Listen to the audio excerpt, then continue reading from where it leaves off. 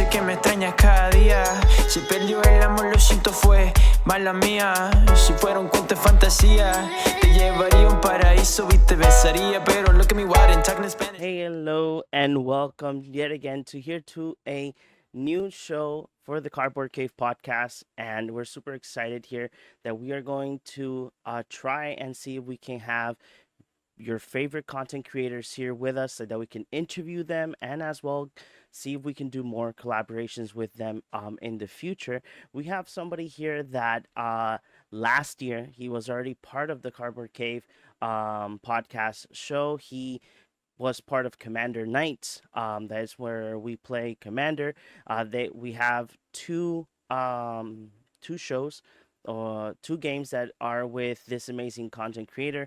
You might seen him in Decked Out and as well in his YouTube channel. He's super funny. He gives a lot of information in regards to upcoming cards or cards in general, or sometimes he gives you a dash of like cards that you might have missed out, and you're like, oh, I didn't see that card coming. Like, yeah, this is pretty strong. So we're going to go ahead and bring in the one and only Veggie Wagon. Hi, How are you doing, Veggie? I'm feeling great. It's a good day. That's great. That's great. For me, it was a great day as well. A lot of work, a lot of sorting cards. I'm glad that the people can only see this part of the frame. If they see from this side on, it's just a whole table full of cards. So, um, okay, you freeze there for a second. I did. I'm back. So, Veggie, I wanted to ask you, where does where does the name Veggie Wagon originated? um, well, I was on a road trip with my dad and a like a pickup truck with a bunch of vegetables in the back of it drove by. And he just goes, "Well, that's a veggie wagon right there." And just keeps driving. And I was like, "Yeah, wait, hold on. What? What? That doesn't mean anything. That's nobody calls it that." Um, and he said it in such like a matter of fact way that it just worked for a moment where I was like, "Well, of course, yes, a veggie wagon. That makes sense." Uh, and that weird little moment and that funny phrase just stuck in my head. And I decided that that's how I want to be. Is I want to be able to throw some nonsense out into the world and just for a moment be able to make that reality. And it might only be for that brief moment, but if I can take a thing that means nothing and turn it into your reality for just a second, then that is how I'd like to be represented. So veggie wagon it is. Okay, that's amazing. That's amazing. You know, uh, a long time ago, before my friends and I decided to make this YouTube channel, or take the reins of like making a podcast to talk about cardboard. I used to be a full-time Twitch streamer. Mhm. And my nickname was Big Boss 117. I remember somebody asked me the same question. I was like, where did this come from? Like, just one day, a friend of mine just told me Big Boss because my favorite game is Metal Gear Solid, and Mm. and then I love Halo as well. So I'm like, why don't I just mash them both together and just confuse people? Like, confuse people. Like, wait, how can you like a Microsoft game and a Sony game at the same time? um, but it's amazing. I love the fact that everybody has like their own origin story on how their name came to be. And going off of that, Veggie, what Mhm. got you into becoming a content creator? Because when you see your content, you use a lot of like humor on your content as well. That I'll ask that later on in in forms of like the show that you are with MTG Nerd Girl, the Decked Out, but Mhm. your content per se is like humor, Magic the Gathering. But where did all of this started? I mean, I started because I was going crazy. Uh, it was in the middle of COVID quarantine, and so the whole U.S., the whole world was locked down, and I was in my house and had no outlet, for expressing myself. Uh, I wasn't really able to get out and play Magic with people, and so this just kind of made sense. Uh, I was at first very much just doing it for me, and I was like, you know what, I let me just put a video together. Ha ha ha!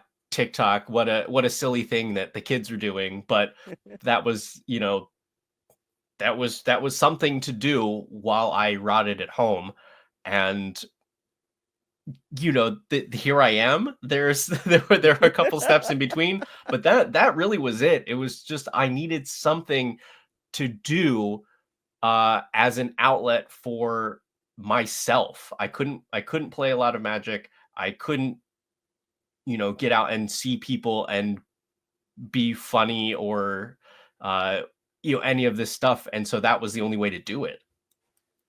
Okay, do you have background of like comedy background, or is it something that it's just a natural talent that you have?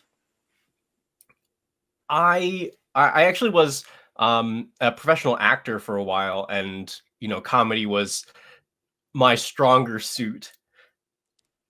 And I also usually would have some sort of like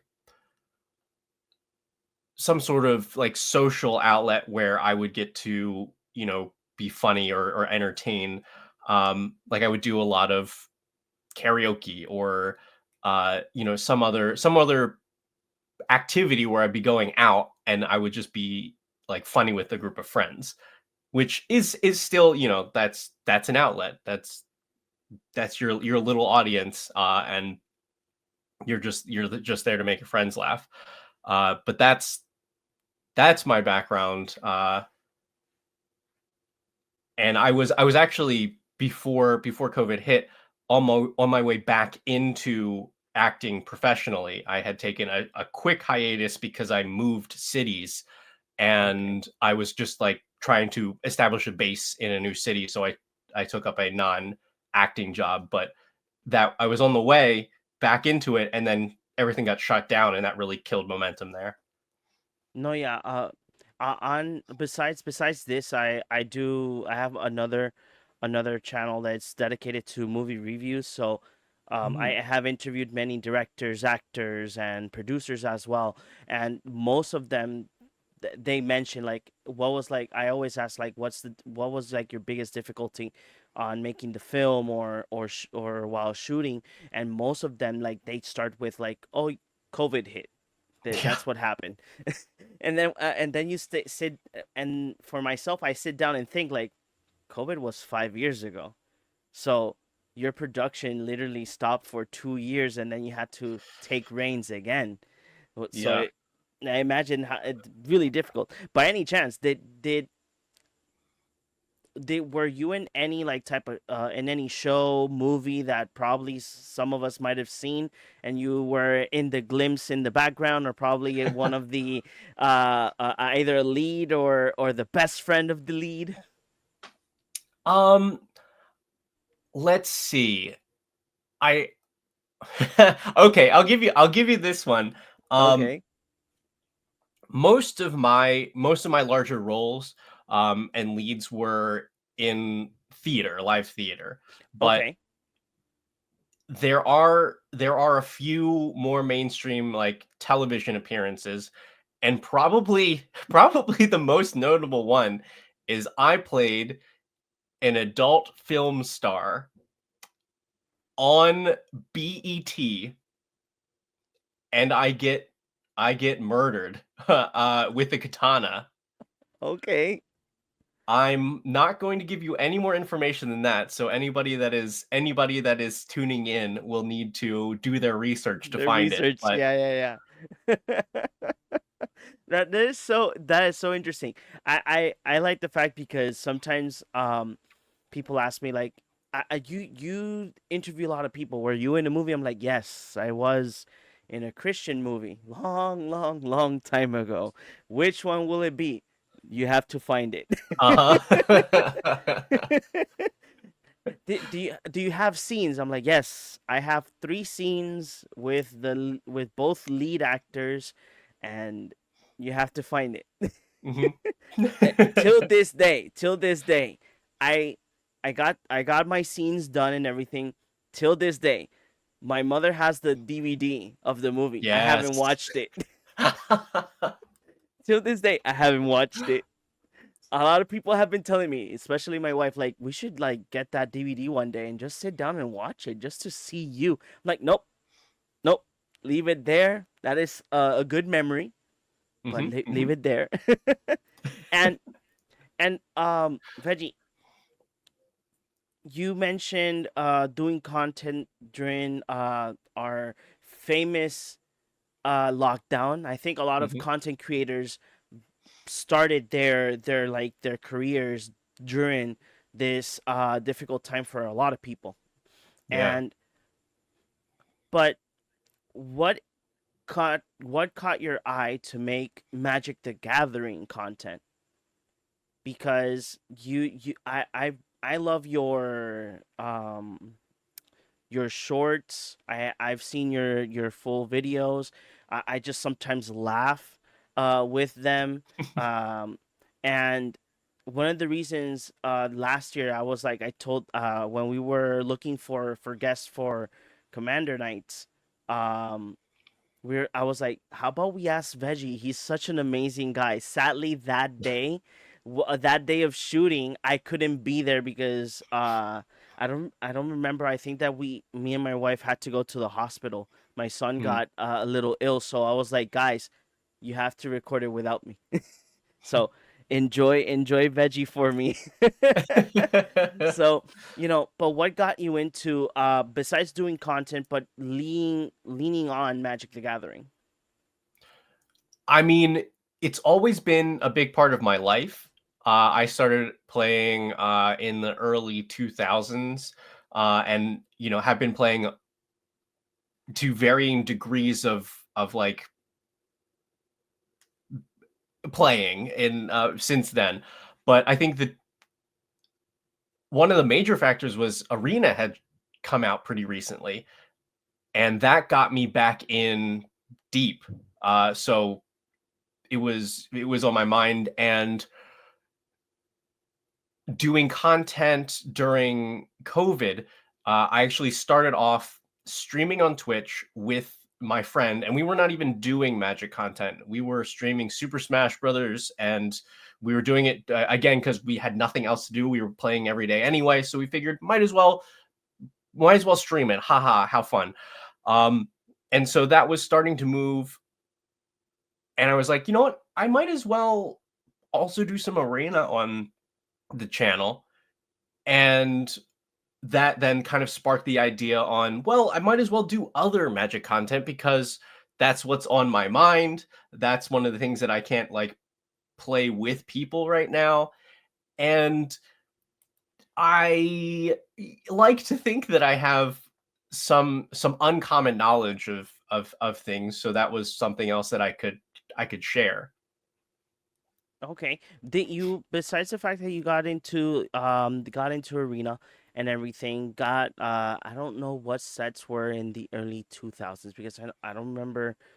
I remember when I got into it, but it was like 2013, Mhm. 2014. I know that my first experience with Magic the Gathering, probably if I start saying this, people are gonna know my age. But my first experience with Magic was one of my cousins. He gave me a CD, and he was like, "Hey, so this is 8th edition Magic the Gathering, and you can only play Ah, 2 decks, and this is what I play, and I want you to learn." So I remember my very old computer. I would play the the most popular deck in the CD Hmm. was elves. So you had like the main card was Elvish Champion. So Hmm.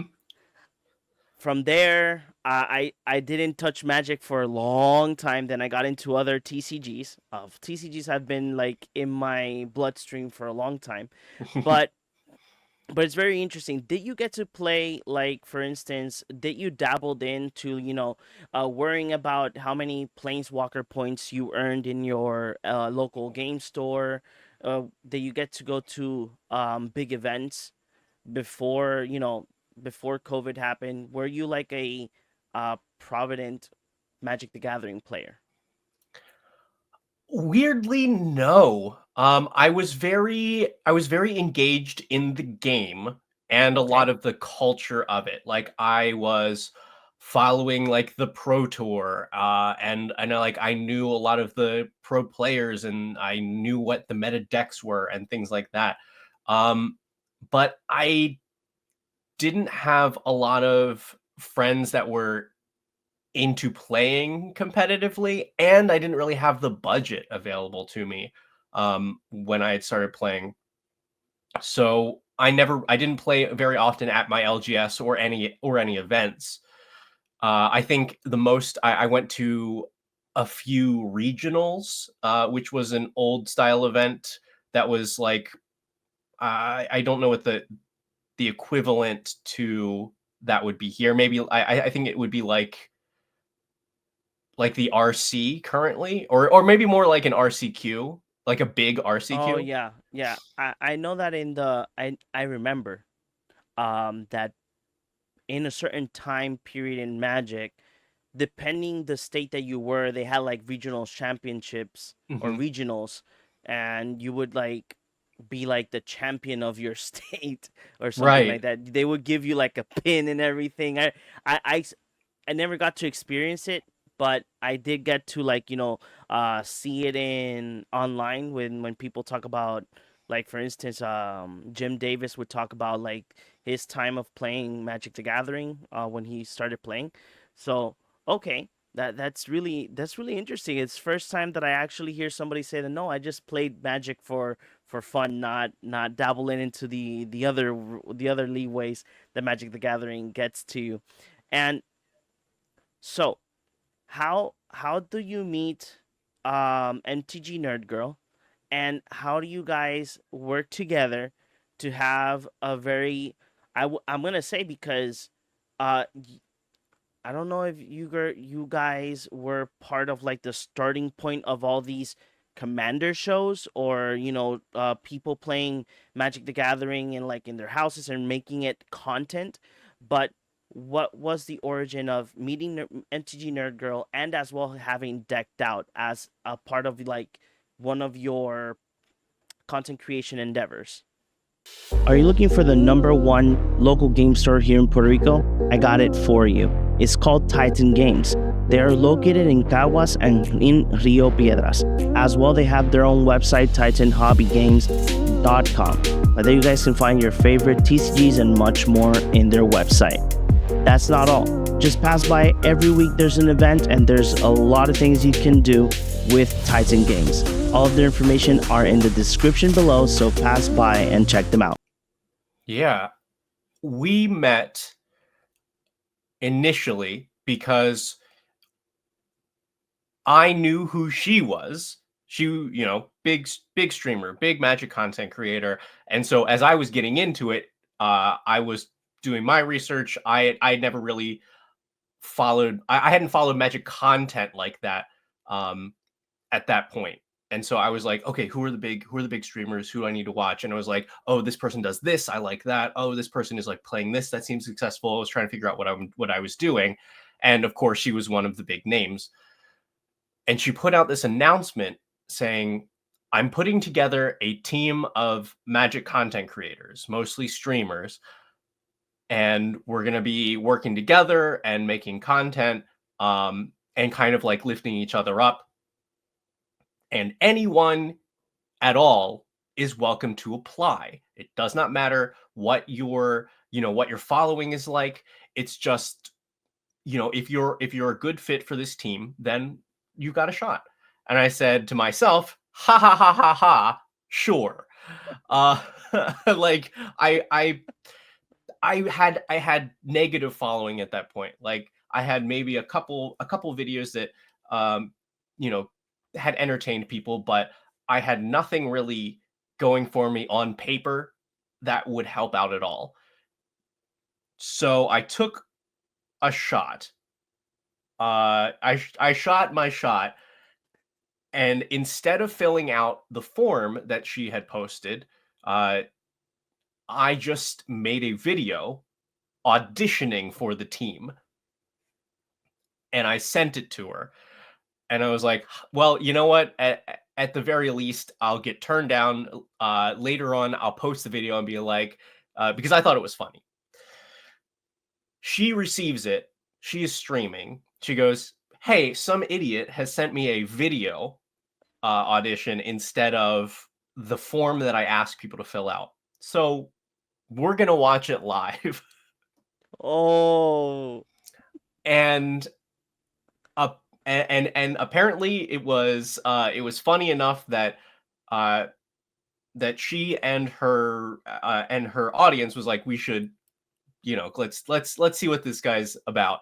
I get a DM like in the middle of the night, because I was on the opposite coast at that point, saying, hey, do you want to do an interview on Twitch right now? And I was like, yeah, of course. Oh my god, totally ready for that.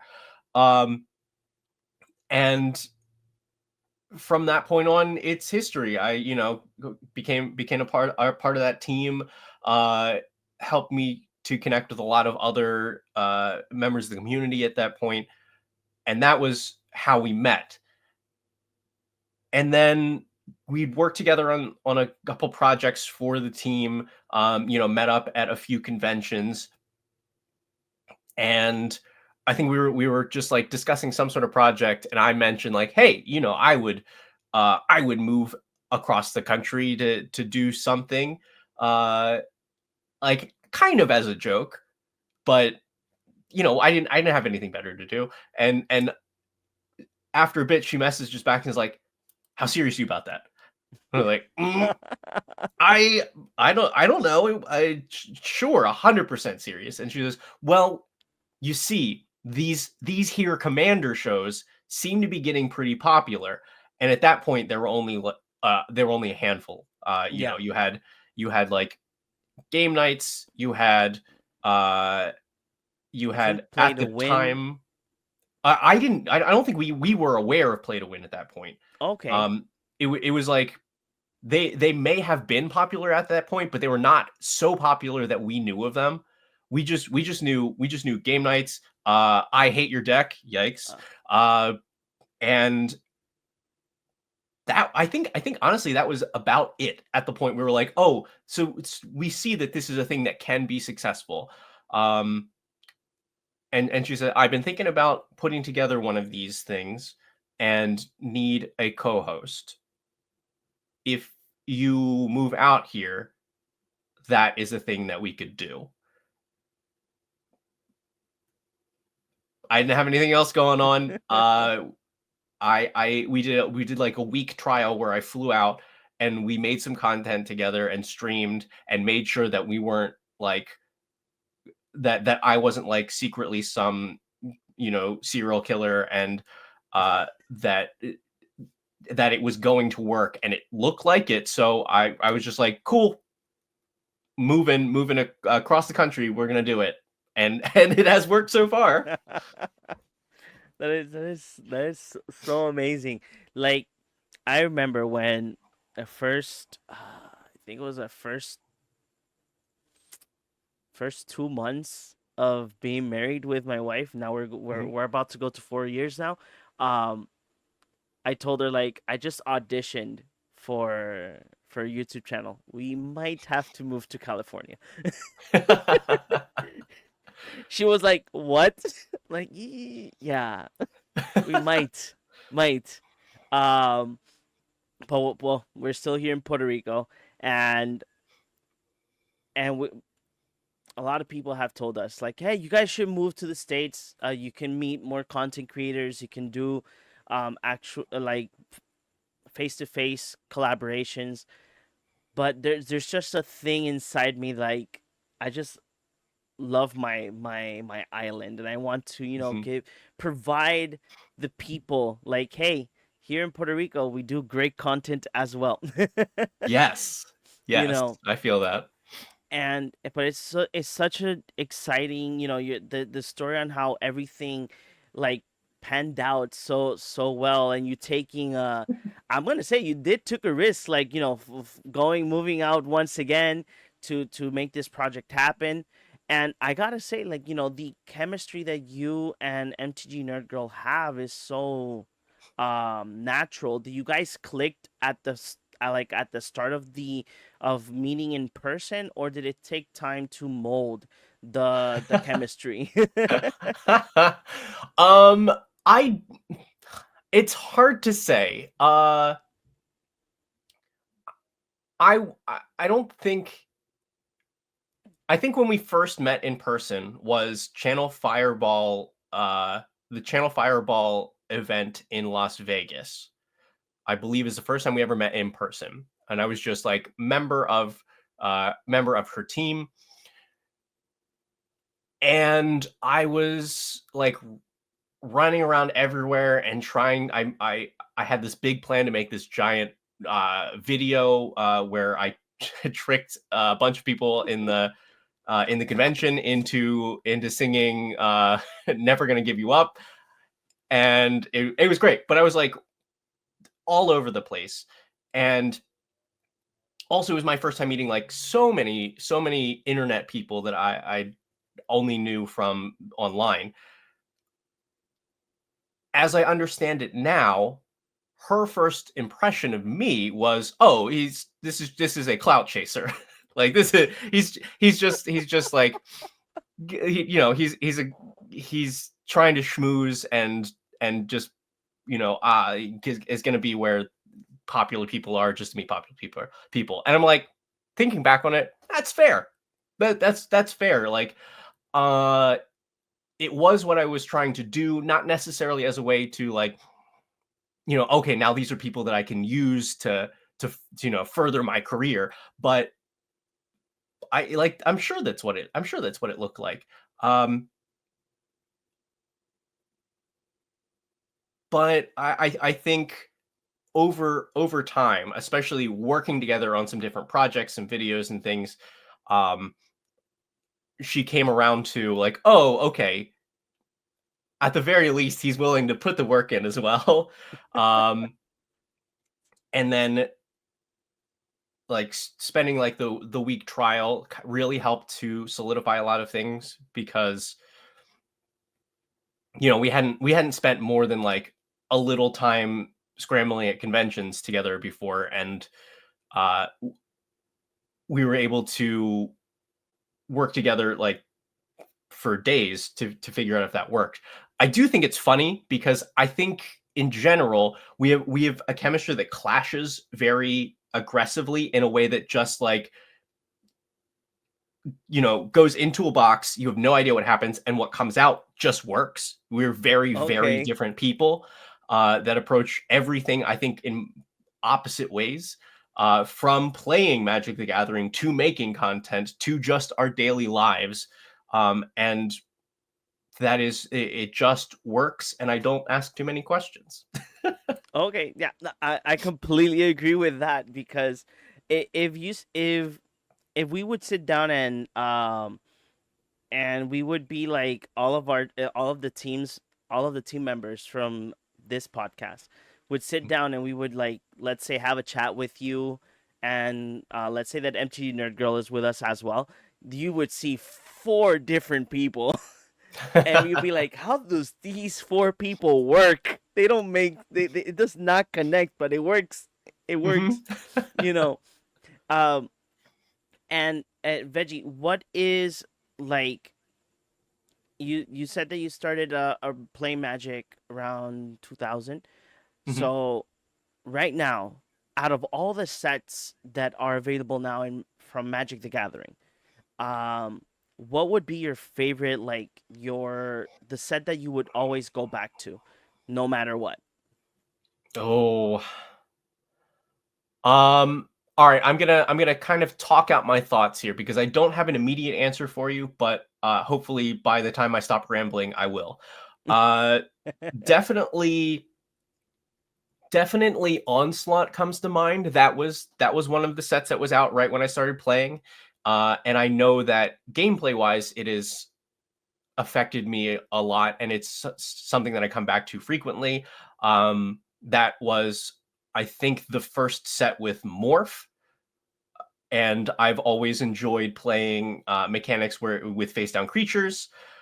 Uh, that set had some pretty significant legendary creatures that I've ended up making commander decks out of with like Arcanus the Omnipotent. Um, and has some very like iconic creature types as well. Um, that one is certainly up there.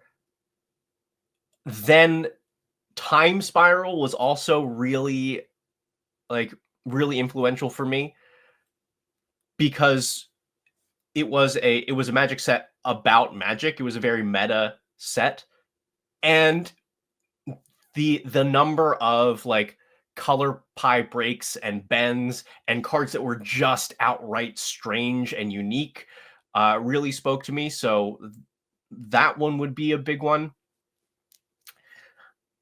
And then I'll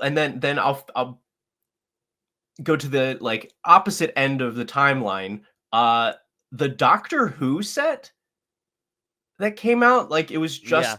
just the set of commander decks ended up being exactly the kind of Magic that I like to play as far as commander goes. Uh there's just an absurd number of legendary creatures to build around.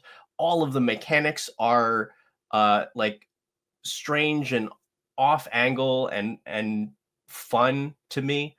I don't even have that much connection to the IP. Like I've seen the show, I enjoyed it, but I'm not like a super fan. Um, but the number of decks that I've built using that set, the number of cards that have become staples from that I play is maybe the most of any set. Period. So I'll give you those three. Okay. No, great sets. Sadly, I wish that Wizard of the Coast would do like somewhat. I know that in MTG Online, they're like online drafts that you can draft like old sets. Mhm. I would just love to one day sit down and just play these old sets. I never got to play those sets. My first initial set when I started playing was I think it was Cons was like recently out. Cons of Mm. Tarkir. And because I did get to play with 8th edition thanks to my cousin, but it was on the Mhm. computer. So but Cons was like my first initial set. That there is where I only knew what Commander was. All of my Mhm. university buddies were like, "Yeah, we're playing Commander." And like, "What the heck is that?" So they explained to me, and I'm like, "Okay, do they have dragons?" They're like, "Yes, that is like." But in those times, that was like the most expensive Commander. In those times, I'm like, "I want it." So I built a Scion the Ur Dragon. Sadly, the only Mm. dragon that I couldn't find was Skidrix because I would always find it in a binder, and I'm like, "Hey, Mhm. do you trade that or can I buy it off you?" Nope. But it's like there in your trade binder. um, but from there, I think that the most influential one was Amket and Kaladesh because that's where Ooh. those two sets were where I started getting to know the meta, what was standard, and then I even created like my own schedule because I wanted to accumulate the planeswalker points. A lot of losses because I was fairly new to the format, but it was that I think it was a year and a half, a whole year and a half. I just dedicated myself to play standard. It was super fun, met a lot of people, but I think that those are the three sets that like got me into Magic like 100%. From then on, my wife sometimes says that I have a problem because I only talk Magic the Gathering. um, and Veggie, what is um, what is your take? I want to know your take on this. There's something that me and one of my colleagues of the channel spoke yesterday Mhm. for our podcast. What is your take in regards to Universe Beyond, being the fact that being the fact that Wizard of the Coast, or I'm not gonna say WotC, but Magic the Gathering is so lore centric. We have amazing stories on each set. These up these past sets were like the stories were like a little bit like under the nose. There nobody was like super excited about them, but we're getting a lot of IPs of probably things that we love and we grew up with. Like right now, we are gonna get Final Fantasy, then we're gonna get Spider Man. Then everybody's going crazy because in September we're going to have Avatar: The Last Airbender. Um, but what is your take on Universe Beyond basically being the main attraction for Magic the Gathering this year? That's a big question. Let me see if I can tackle it in parts. One, I think that a lot of these sets are bringing new players into the game and bringing old players that have left the game back into it. The number of stories from people that have started because, oh my god, I love Fallout, and they made a Magic set, and I was like, oh, I used to play Magic, and now we're just super back in. Or they're like, hey, I picked up some Lord of the Rings cards because I'm a big Lord of the Rings fan, and it looked cool, so I started playing the game. And here, that's fantastic. That is huge upside for everybody. The blah blah blah. The game makes money, but also that's new players that are discovering this game. That's more people for us to get to enjoy playing the game with. That's super positive. And I think that like the design team has done an absolutely phenomenal job in adapting these IPs into the game. They feel so much like it feels like there was so much love and care taken into making the characters feel like they did in their original games or shows. I think the execution of it has been fantastic. Like it certainly is. It feels like a lot too fast. I know this is a pretty common opinion, but I would love more time to be able to both enjoy a new Universes Beyond set and to be able to continue to immerse myself in the pure Magic storyline and the sets that are devoted to that completely. And it feels like it's hard to be able to spend that time and energy. Like the story honestly has never been a big draw for me to Magic, even before any of Universes Beyond. Not that it was bad, but it wasn't it wasn't highlighted to me. I've always been, I think the term is a Melvin, which I love the game because of the game system the most. So like this could be like totally flavorless blank cards, and I would still enjoy it very, very much. But the story has not been a high priority for me, even though it has been very fantastic as I've gone back and learned.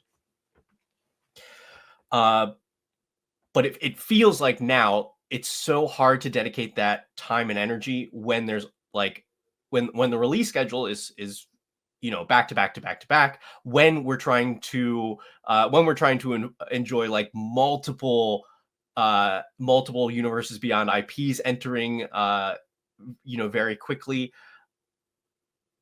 There's still cards from what was the last universes beyond The last one. right? And that's like the fact that we have to think about that. I'm just like, that means that I did not have the time to fully enjoy that. The last one, I think it was only Commanders, if I'm not mistaken. Oh, Marvel.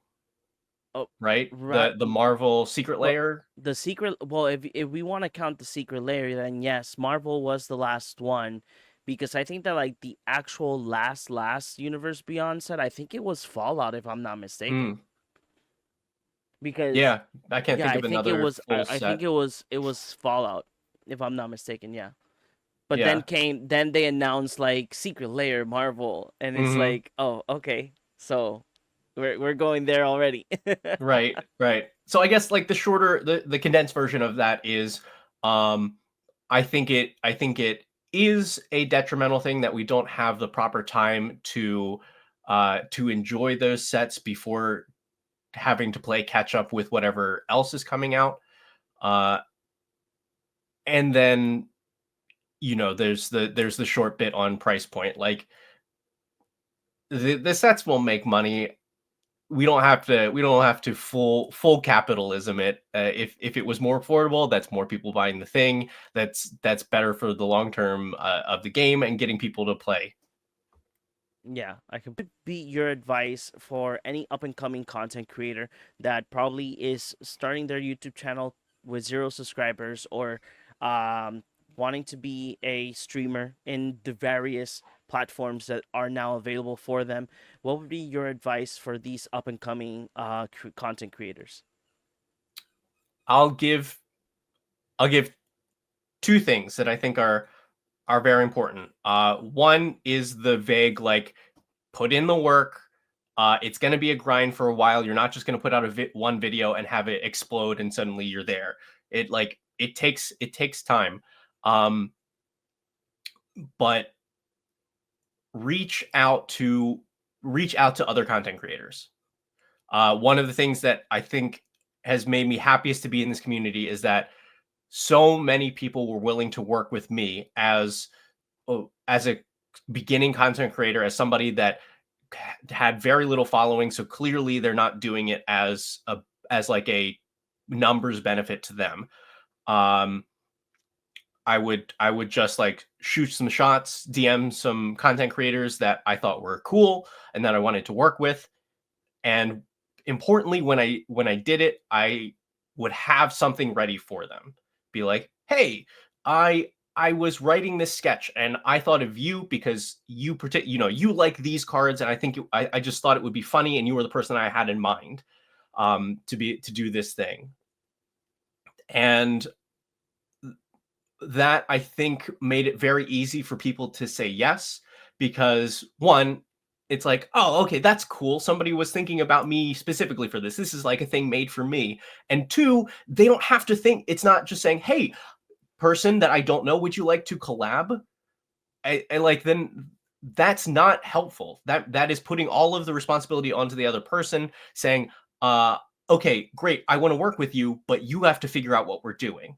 If you come to somebody with an idea, then all they have to do is say, yes, send me the lines, or, tell me, like, you are making it easy for them to work with you. And time is very hard to come by for content creators. So I think that really helped when I was doing that at first. And then if you want a very direct, like, here is formula for be successful, make a video every day. Make a video every single day, because that is how the algorithm works. They see consistent posts, they will reward consistent posts. And as long as your content is solid, then that will translate directly into getting the numbers that you want, into big growth. and I can back it up with my own videos. Like if you look back, there was a point where I made a goal for myself to post a video every single day, regardless of if I thought it was like phenomenal or not. And I still do that up until like this morning. I will roll out of bed, whatever idea is rolling around up here, that comes out. I don't plan my short term content, my short form content. Is whatever I'm thinking of at the moment. And you can look at the numbers on my videos and on my channels, and starting from the point where I said do a video every day, and number go up. That is the not so secret formula. Make a video every day. That's amazing advice, Veggie. And Veggie, just wanted to thank you for being here, being the first content creator that we get to interview. And Veggie, where can the people find you? Oh, I'm so honored. Thank you for letting me be the pilot. You all can find me at Veggie Wagon on most platforms. It's kind of hard to avoid me again because I've got the algorithms bending to my will. But yes, at Veggie Wagon on YouTube, TikTok for as long as that stays a thing, Instagram. I don't stream on Twitch so much anymore, but Blue Sky, anywhere, it's at Veggie Wagon. Amazing. Nothing for all of you that are watching this interview. You can follow all us here at Cardboard Cave Podcast and all of our social media. And as well, probably when this goes live, there will be another video for all of you that we're going to be doing another collab with Veggie. We're going to play Commander as well. So we're super excited about that. So we're going to have Veggie once again here in the channel. So follow us in all of our social media and comment below any questions or anything that you want to ask Veggie, and we'll just send them to him like that he can go ahead and answer them in his short form of videos. So nothing, guys. We will see you all in the next one. Bye-bye. Rope until I cut it, bala pa tu cabeza, para delicadeza, habla la realeza, salva naturaleza, method for your mentalities, kill them with no fatalities, happy with all the cannabis, welcome to your reality.